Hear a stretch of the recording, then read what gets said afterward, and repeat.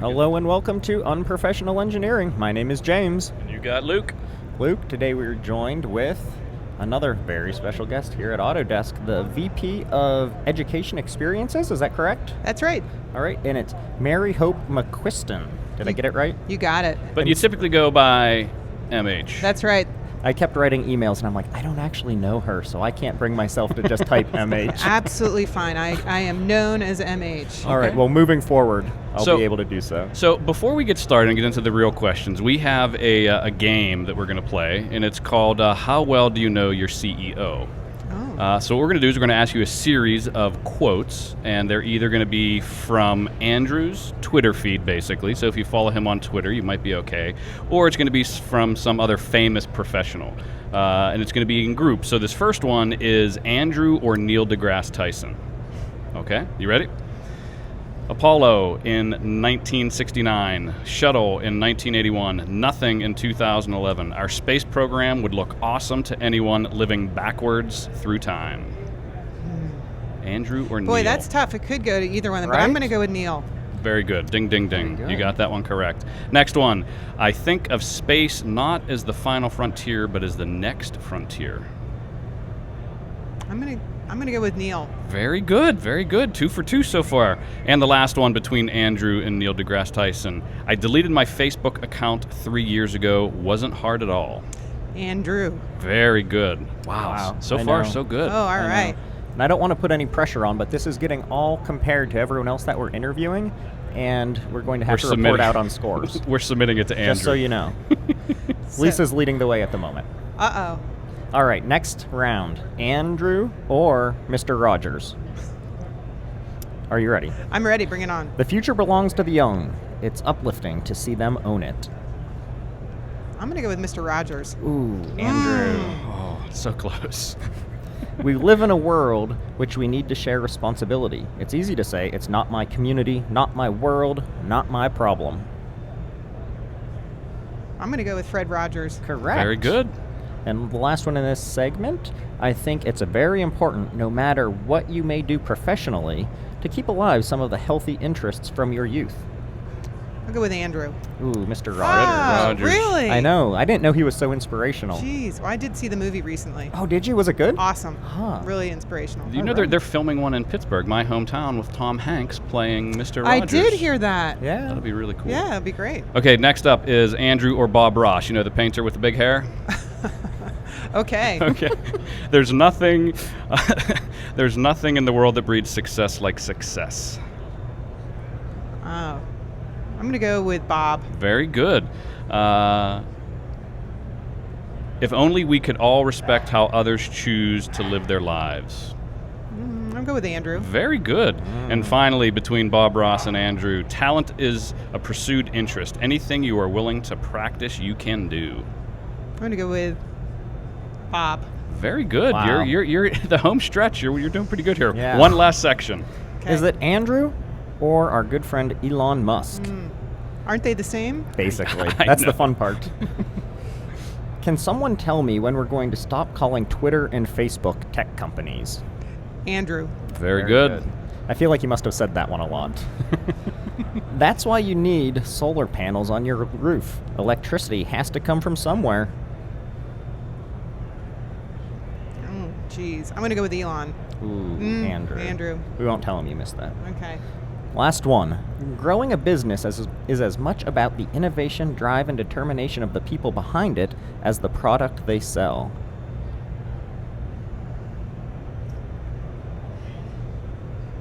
That is tough.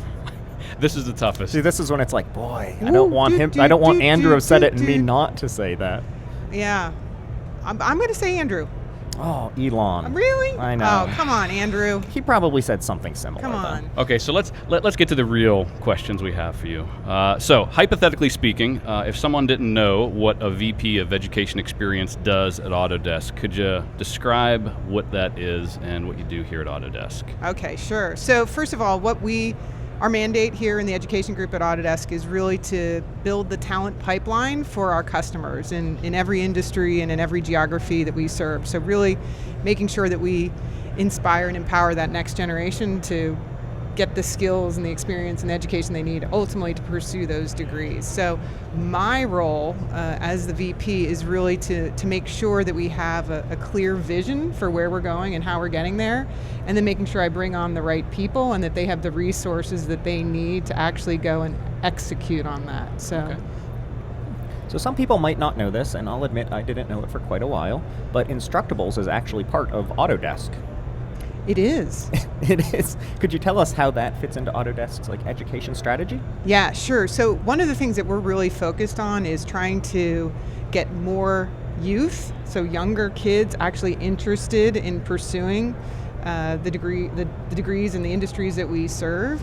And one of the things that we need to do in order to make that happen is to reach them in the classroom. And so thinking about kids sort of middle school age, so ages 8 to 14, and what these teachers need to bring making into the classroom is not necessarily just tools, right? And what they need is projects, and they need lesson plans. And if you look at Instructables, there's over 250,000. There's a ton of them. Yeah, there are, and on a whole range of topics that are super interesting and compelling, and that actually, even before we brought them into the education group, we had a large number of teachers and students that actually go to Instructables to actually find inspiration. Where do I find those projects that I can then bring into my classroom and get my students interested and engaged? And so a lot of what we're doing is really looking at how can we repackage that content in a way that those teachers can discover it and integrate it into their class, whatever class that is, whether it's a science class or a math class or a history class.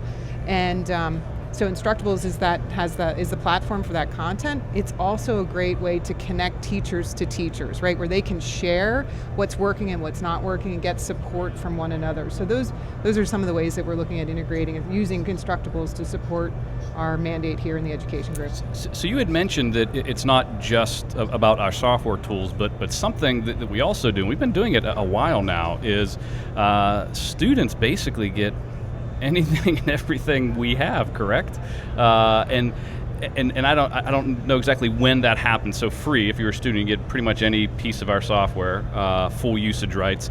How have you seen that change in that access that these students have to these professional tools, and even some of just basically all the tools? How's that changed that education community? Yeah, well, so we made the decision to go to free a couple years back, about 4 or 5 years ago, and really it was for 3 reasons. First, it was we want to remove as many barriers as possible to access it. Ultimately, if we believe that more diverse populations will create better and stronger brands, we need to make sure as many people are participating. And so we didn't want cost to be a hurdle, and in fact, in many communities it was, right, when we were charging for our software.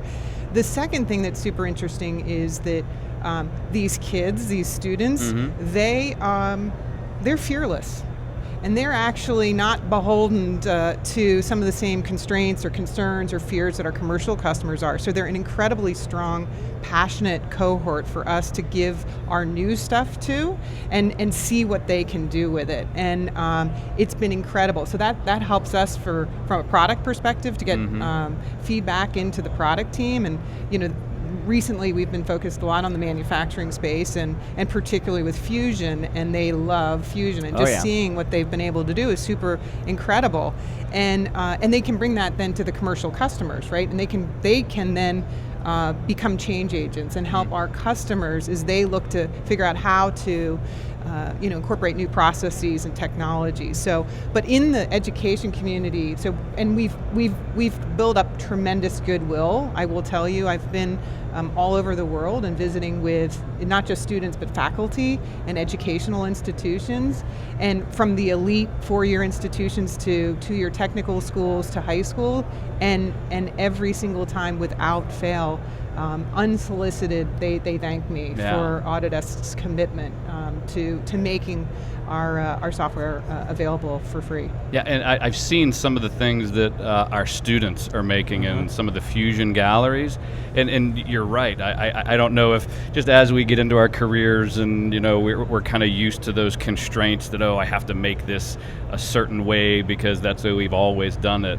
When you see what these students are making, I mean, it's really inspiring, the things that they're making. Yeah, and they are thinking beyond the traditional silos that we think about, right? And they're not just thinking vertically, oh, I just focus on mechanical, right? They're really looking beyond and bringing in the electrical and the sort of the all aspects. And we had last night here at Autodesk University a Pitch the Pros where we had 6 students. I don't know if you guys were able to go. I didn't get to see it, but I heard it was pretty good. Really crazy, inspirational work. And again, it's the creativity and the resilience they show. So really great. I was getting told about that and how they'd have, 60 seconds to pitch to, and they were pitching to big people too, big companies and VPs of Autodesk, and amazing. And I was like, boy, I would have been terrible back then. I would have been so nervous. But that's a great for them too. Oh, great. And this is something that we're looking at doing in the education group, is getting beyond just the tool set, but allowing these students to demonstrate they have the skill set and even the mindset. And that gets to, can you clearly communicate your idea? Can you present in front of a stage? Can you influence folks? So then they end up on Shark Tank. Yeah, exactly. So along the same lines, and Luke and I have both been very active in the design and manufacturing online communities. And so you'll see Twitter where we'll just have high school teachers posting about what their students are doing. Even middle school teachers are doing the same thing. What are some of the efforts that Autodesk is making, not just to get into colleges and even high schools, but to the younger students as well, because we keep seeing that more and more as well?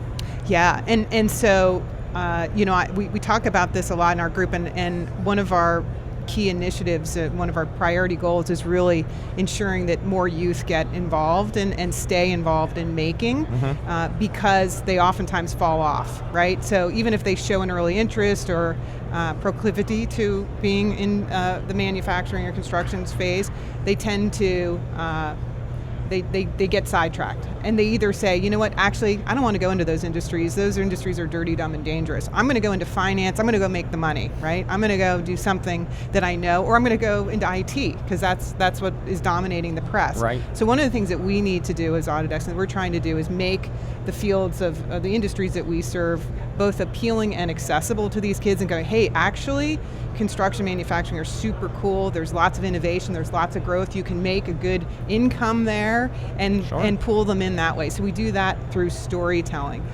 The other thing that we do, is I mentioned this a little bit before, is we're really looking at how do we make these teachers successful, and specifically down, again, in the US, looking at sort of 5th grade, and getting them right at that time, and making it easy for these teachers to incorporate. And I'll tell you, one of the things that we hear all the time, and you're noting it in the Twitter feeds that you see, it's not the students. It's the teachers that they feel like they have to be the experts, and they sometimes get intimidated or overwhelmed by all the technologies out there, not being able to stay in pace. But the students are able to adopt it on their own, and so it's how do we support the teachers with that reality? It's always one of those good feelings when the student starts getting better than you at Inventor or Fusion, and you're like, oh, I knew it could do that. Yeah. Sure. Yeah. So we were just chatting with Lisa, and we asked her about her passion projects, and she had mentioned young girls and women in engineering, and Autodesk seems to have, as a company, a real passion for that too. Could you talk about some of the things that we're doing specifically for getting young girls interested in engineering? Yeah, so we work with a number of organizations like the First Robotics and the VEX and World Skills, and I will tell you, I've seen an incredible uptick in interest, and we see a number of all-girls teams that are competing, and there's lots of energy and enthusiasm. So I think those types of organizations are super helpful for getting girls and providing the support that they need. We also, though, and I think it also gets back to this storytelling and showing them. I think it's really important as a company that we show them that they can actually be a woman and be in these fields. And so I think we need to be really thoughtful about what images and stories that we surface there, and that's certainly something Lisa and I've talked about and shared from. I can't wait till my daughter's in First Robotics and she can start crushing people. You're going to be that dad. Oh, I will. That's definitely. wonderful. I will definitely be that dad. Unfortunately for us, Luke, we're going to be continuing to do these. I love doing the interviews, but we're actually missing what I'm told is the first all-women's team in the design slam tonight. Tonight is in, yes, all women's design. Isn't The that design cool? slam Yeah. will be going up first time. But isn't that a cool thing to be able to show younger girls in school that, look, these girls just crushed these experts? Exactly. Maybe. We'll see. Exactly. Yeah. And when I was in China last month and went to a prestigious high school there in Shanghai, and it was a 12th grade girl who is the president of the VEX Robotics Club there, who gave me the tour in perfect English. And none of the faculty, by the way, spoke English. She was fluent, and she told us all about the school and her learnings and her experience with robotics. And as soon as we got back to the hotel that night, she'd already emailed us and said, thank you so much for visiting. I hope you enjoyed the tour. What could I have done more to improve my tour? So I'm really hopeful that these are avenues to get these girls engaged and keep them on. That's That's awesome. impressive. Okay, so on a little bit of a lighter note, so what so far, speaking of Autodesk University 2018, has been your favorite thing? And then the second question would be, what are you looking forward to most? Okay, so it's not very objective, but my favorite thing... Are you going there? I am. Was yesterday morning that we have 28 students here, and each of them was given 60 seconds to tell a little bit about themselves and some of the projects that they're working on in addition to what they're studying. Okay. That's by far my favorite. I mean, I get so energized in that session, just hearing what they're doing and just how much they've been able to master without even entering the workforce. So that's certainly my favorite. What I'm looking forward to, the design slam. I'm so excited to see how these students compete against the professionals out there. That'll be interesting. Yeah. All right, so when we're sitting here next year talking about this, what do you think are going to be some of the bigger changes that you see, both in the education space as well as just with Autodesk in general? Well, I think one of the things that we'll see evolving over the year that's related specifically to education is certification. So actually that's something that lives in our world as well. And what we're really doing is to push certification beyond just the product. Because ultimately as we look at how do we ensure that people have long and prosperous careers when in the time of automation, we need to make sure that they have not just the tools, which can constantly change, but the skills.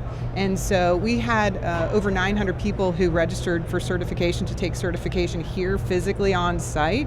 I think what we'll start to see is two things. I think it'll evolve from not just the product certification, but being certified for a particular role, machinist, for example, versus just AutoCAD or Gotcha. Fusion.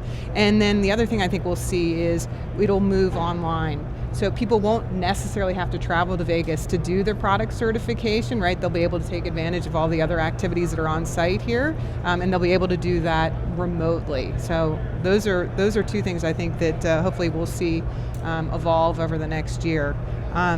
As for Autodesk more broadly, I think we're going to start to see the realization of some of the stuff that we saw on stage today. I will say that I was really impressed by all of the presenters so far, and I thought today's presentation by Thomas from Claudius Peters was awesome, and just incredible to see how a 100-year-old company can disrupt itself and take advantage. So I'm really hopeful that we'll see a lot more examples of companies doing just that. Okay, my favorite part of that whole interview was when he had to explain to us how big meters were, I and know. then laughed about it. And the unit of measure became a football field. Right. Yeah, that was great. I loved it. So last question. So let's say we have some young students listening or watching online. What one piece of advice would you give to a student that's maybe thinking about engineering and science and the fields that we typically serve? What piece of advice would you give that student?